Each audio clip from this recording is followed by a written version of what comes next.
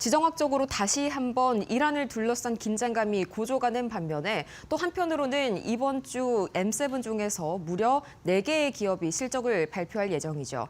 이 때문에 약간의 기대감도 부풀었던 뉴욕 증시입니다. 3대 지수가 일제히 혼조세를 보이면서 약간 엇갈리는 모습이 나타났는데 금융주와 바이오주들은 계속해서 약한 모습을 보였습니다. 이 때문에 다우 지수가 0.58% 하락한 반면에 나스닥은 그동안 크게 오르지 못했던 빅테크들을 중심으로 다시 한번 실적 기대감이 유입됐습니다. 0.28% 상승, 이어서 S&P 500은 0.03%, 그야말로 눈치 보기 장세가 완연했던 그런 시장이었는데 자금 흐름은 어떻게 흘러갔을지 지난주 금요일 히트맵 통해서 만나보시죠.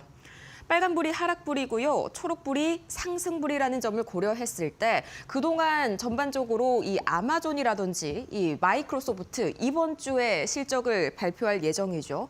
또 이어서 애플까지도 실적을 발표할 예정인데 이렇게 그동안 크게 오르지 못했었던 빅테크들 위주로 다시 한번 좀 매수세가 들어왔던 하루였습니다. 하지만 그동안 연일 시장을 뜨겁게 달궜었던 이 반도체 따는 거의 1% 내외의 하락을 보였는데요. 그 외에도 금융주들이 약했습니다. 이 캐피탈원에서 4분기 실적 미스를 발표하자 전반적인 투심이 악화가 됐고요. 또 이어서 오늘은 헬스케어도 별로 좋지 않은 모습이 확인이 되실 겁니다. 이 모더나 CEO가 백신 예방접종에 대한 부정적인 미국 여론을 의식해서 더 이상 후기 단계의 임상 백신에 투자하지 않겠다라고 밝힌 점이 투심 전반적으로 악화되게 만들었습니다. 반면에 엔비디아와 AMD는 계속해서 1%와 2%대 강세를 보였는데 과연 어떤 이슈들이 있었을지 다음 장 통해서 조금 더 자세하게 만나보시죠. 가장 먼저 전반적으로 매크로 지표들은 상당히 견조했습니다. 특히나 소비 지표가 잘 나와줬는데 1월 미시간대 소비자 심리가 2개월 연속 개선세를 보였습니다. 다음 장 통해서 조금 더 자세하게 보시죠. 그동안 소비 지표 계속해서 약간 흔들리나 싶었으나 최근 2달간은 상당히 좋은 모습 보여주고 있습니다. 1월 미시간대 소비자 심리지수가 56.4를 기록했는데요. 이 전월치 대비해서도 큰 폭으로 개선이 됐고요. 또 2주 전에 발표가 되는 잠정치 대비해서도 거의 2.5포인트가량 개선된 움직임이었습니다. 작년 8월 이후에 거의 5개월 만에 최고치를 기록했는데 다시 한번 미국 소비가 살아나고 있다는 이런 기대감에 이런 경기 침체에 대한 우려감이 완전히 좀 불식되는 그런 모습이었고요.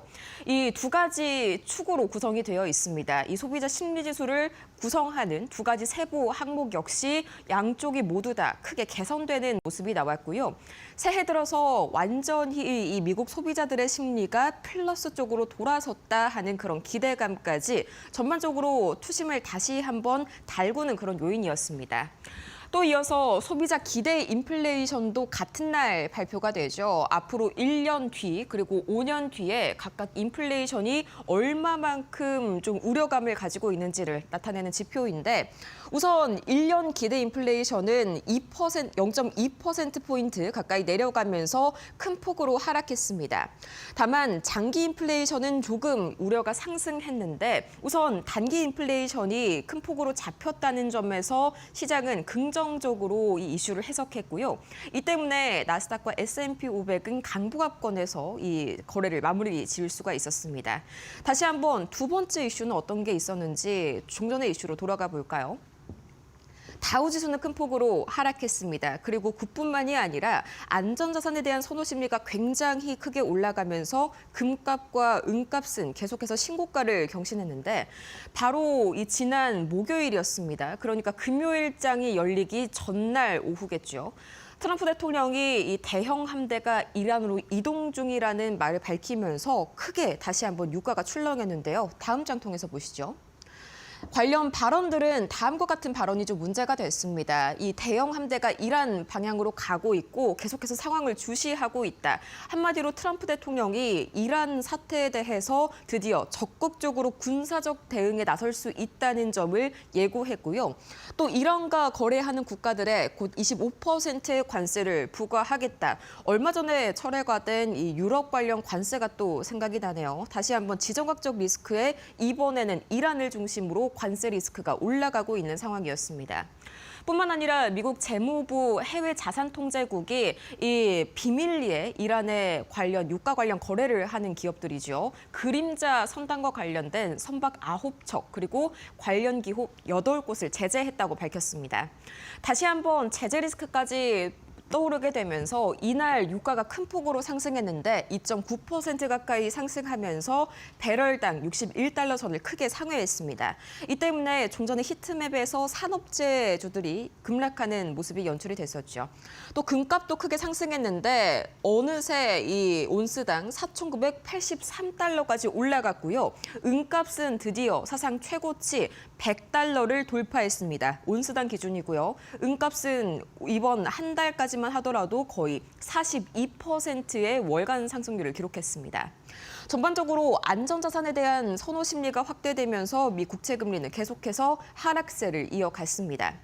이어서 이 나스닥 강보합권에서 마무리가 됐지만 그 안에 세부 내용을 뜯어보자면 특징주들별로 약간 이슈가 갈렸는데요.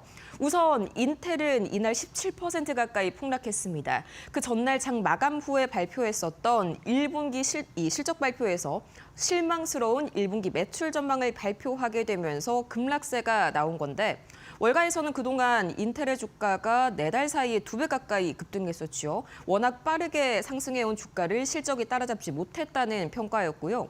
반면에 엔비디아와 AMD가 이 나스닥을 방어해주는 주요 요인이었습니다. 엔비디아 1.5% 그리고 AMD가 2%대 강세 보였는데 젠슨 황 CEO가 조만간 중국을 직접 방문한다는 소식이 긍정적으로 작용했습니다. 그렇다면 나머지 특징주들은 어떤 이슈를 몰고 왔을지 정보경 앵커와 함께 만나보시죠.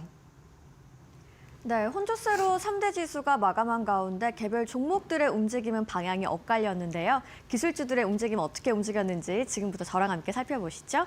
네, 오늘 가장 먼저 살펴볼 주요 기술주 엔비디아입니다. 조금 전에 젠슨 황 CEO의 중국 방문 소식을 전해드리기도 했는데 1.6% 오르면서 상승 마감을 했습니다. 중국 당국이 알리바바, 텐센트, 바이트댄스 등 이런 주요 기술 기업들에게 H200 칩 주문을 준비하라고 지시했다는 보도도 전해졌는데요. 엔비디아 이미 중국 매출을 좀 보수적으로 반영하고 있죠.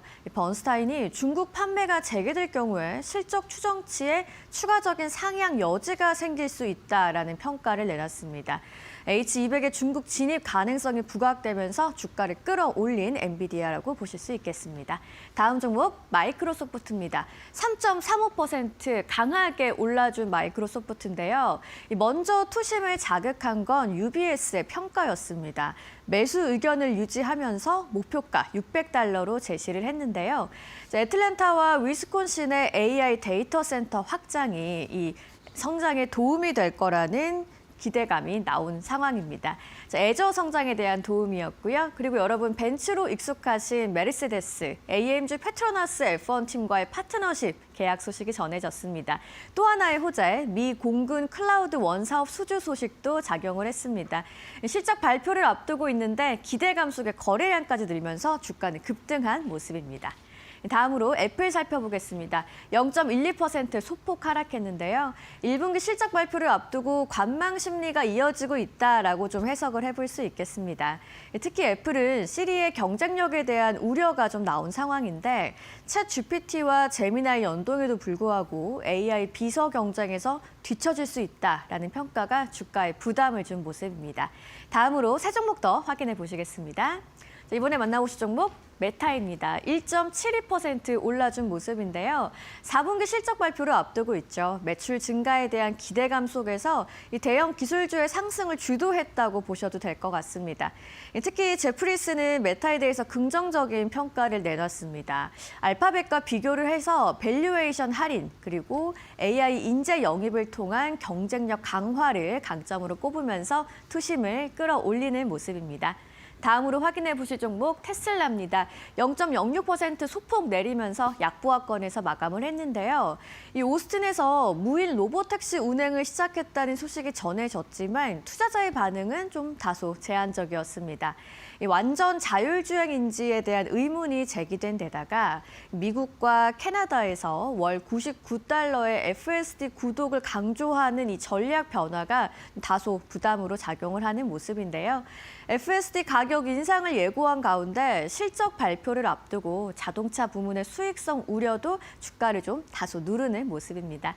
다음으로 아마존 살펴보겠습니다. 2% 넘게 강하게 올라줬는데요. 이 추가 감원 가능성에도 시장 반응이 제한적으로 나왔습니다. CEO인 앤디 제시가 이에 대해서 인력 감축은 비용 절감보다는 조직 효율화 차원이라고 설명을 했는데 여기에 시장이 조금 긍정적으로 반응을 하는 모습이고요. 아마존 웹서비스가 리오틴토와 데이터 센터 협력에 나선다는 소식까지 전해지면서 투심을 지지했습니다. 결국 구조 조정에 대한 부담보다는 클라우드 사업 기대가 아마존의 주가를 끌어올렸다라고 보실 수 있겠습니다. 다음으로 꼭 확인해 보셔야 되는 이슈 종목들 체크해 보도록 하겠습니다. 네, 먼저 인텔입니다. 실적이 발표된 후에 17% 급락을 한 모습인데요. 4분기 실적은 예상보다 좋았습니다. 하지만 1분기 실적 전망이 좀 크게 미치지 못한 점 부담으로 작용을 했습니다. 리프탄 CEO가 AI 데이터 센터용 칩 수요는 늘고 있지만 공급망 문제 그리고 낮은 수율로 대응이 좀 어렵다고 밝혔고요. 1분기의 매출과 이익 전망 모두 시장 기대를 하회했습니다. 최근 반등에 대한 기대감과 달리 실행 부담 그리고 마진 압박이 다시 부각되면서 주가가 하루 만에 크게 밀린 모습 확인해 보실 수 있겠습니다. 다음으로는 알래스카 항공입니다.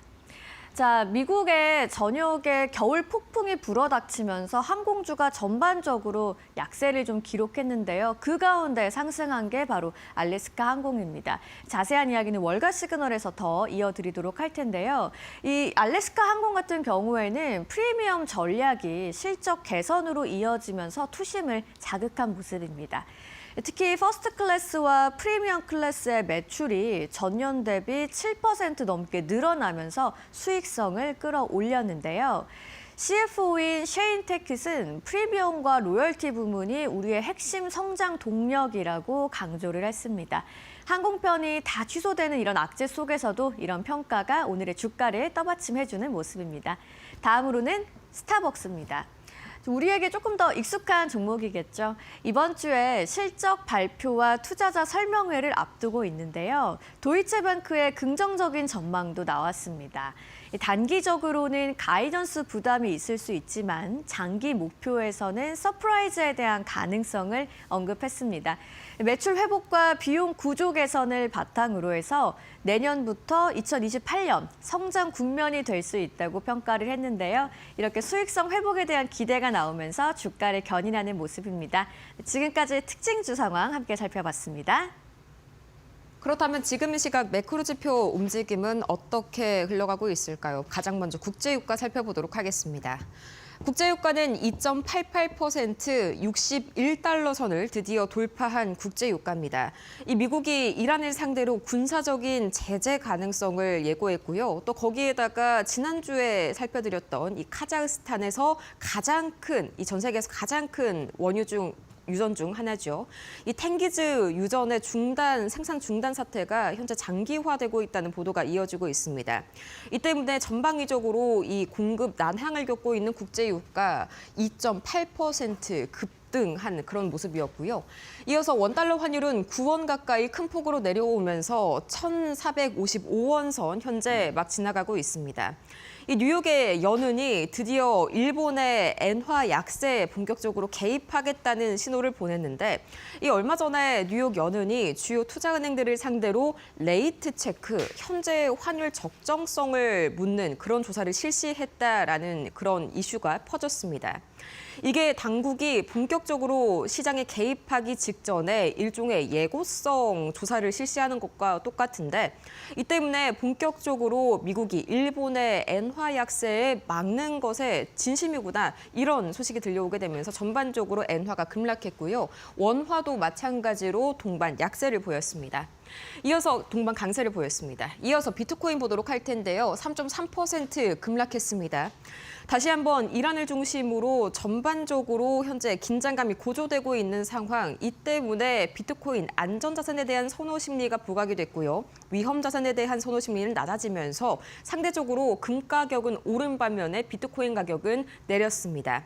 이어서 미국채 10년물과 미국채 2년물은 그동안 상승하는 흐름이 지난주에 뚜렷하게 나타났었죠. 아무래도 일본의 재정 적자 우려가 확대되면서 다시 한번 일본 국채 금리 급등이 미국채 금리마저 끌어올리는 모습이었는데 이게 다시 한번 뉴욕 연은 측에서 이를 막겠다는 의지를 드러내면서 미국채 10년물과 2년물은 마찬가지로 일본 국채 금리와 동시에 하락하는 움직임이 나타나고 있습니다.